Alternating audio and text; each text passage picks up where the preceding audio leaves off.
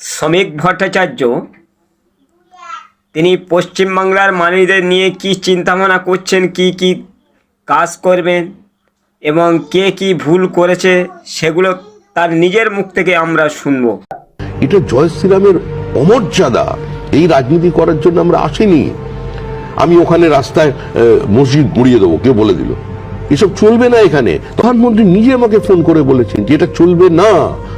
এই হঠাৎ আমি কাউকে দেখলাম, চারজন টুপিওয়ালা পরে চারজন সংখ্যালঘু যাচ্ছেন, তাকে দেখে জয় শ্রীরাম বলে চিৎকার করে উঠলাম। এটা জয় শ্রীরামের অমর্যাদা। এই রাজনীতি করার জন্য আমরা আসিনি। আমি ওখানে রাস্তায় মসজিদ গুড়িয়ে দেবো, কে বলে দিল?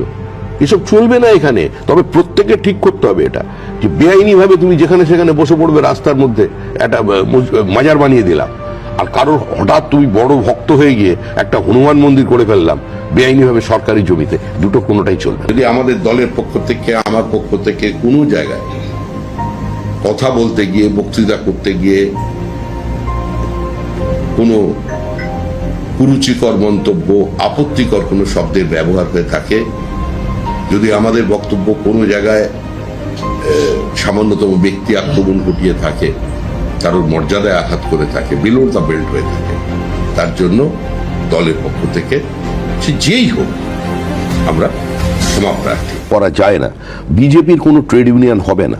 যারা ছোট ছোট দোকানদার, দরিদ্র মানুষ আছে, ছোট গুমটি চালায়, একবার তারা টাকা দিয়ে বসে গেছে, তাদের দোকানে গিয়ে কিছু লোক শুনেছি বন্ধ করেছিল।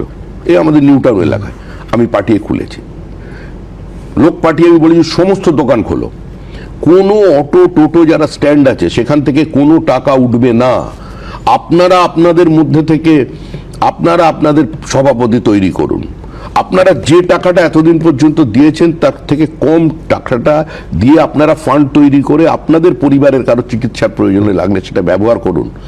আপনারা যে টাকাটা দিতেন সে টাকাটা কমিয়ে যদি ভাড়াটা কিছুটা কমাতে পারেন, মানুষের সাশ্রয় হবে। এইটা আমাদের পরিষ্কার বার্তা।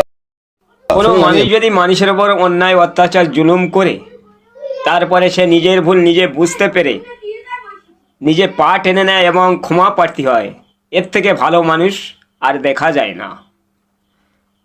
আমি বলবো খুব ভালো মানুষ।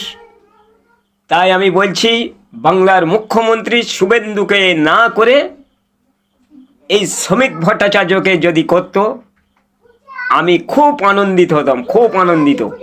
এবং জনগণরা কি বলছেন কমেন্টসে উত্তরটি লিখে যান।